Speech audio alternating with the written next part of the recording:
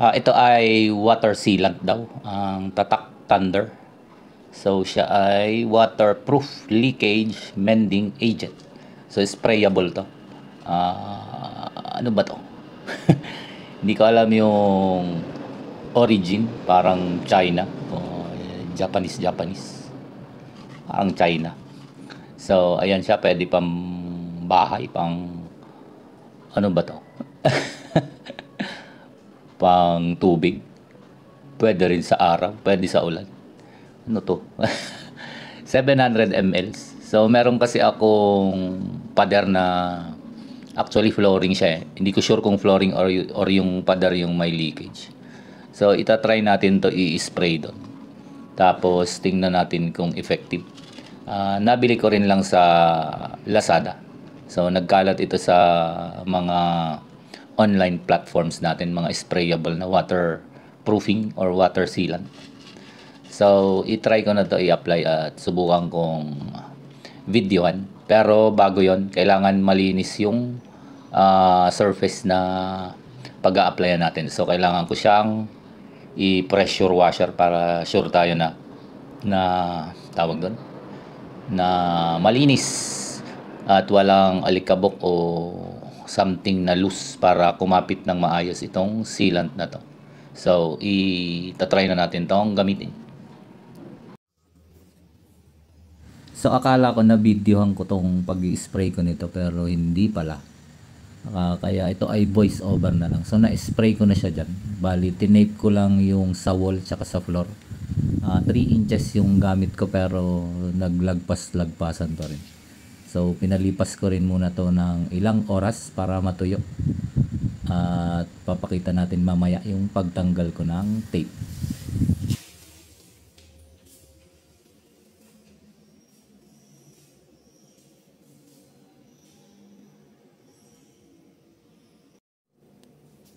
So bali ito ay inispray ko ng tanghali.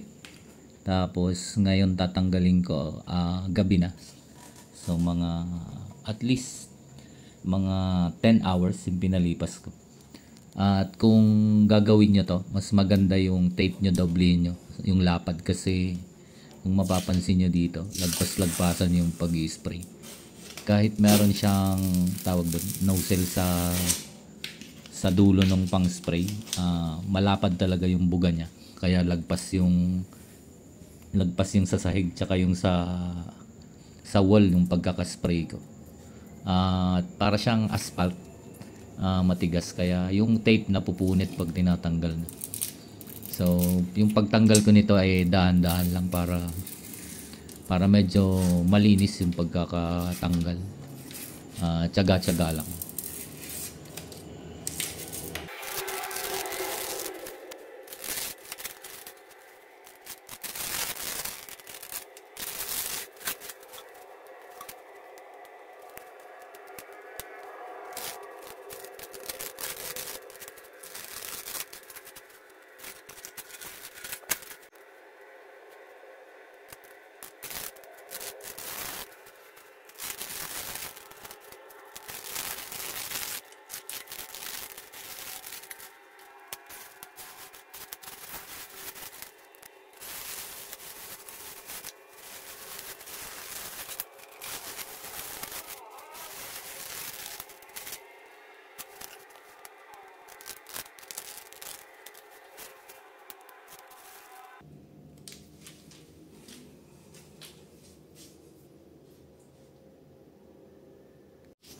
So dahil nga lagpas yung mga ibang pagkapintura kapag ka-spray, lilinisin ko to ng liha at saka ng tubig lang, para mas makinis, yung mas magandang tingnan yung ginawa natin.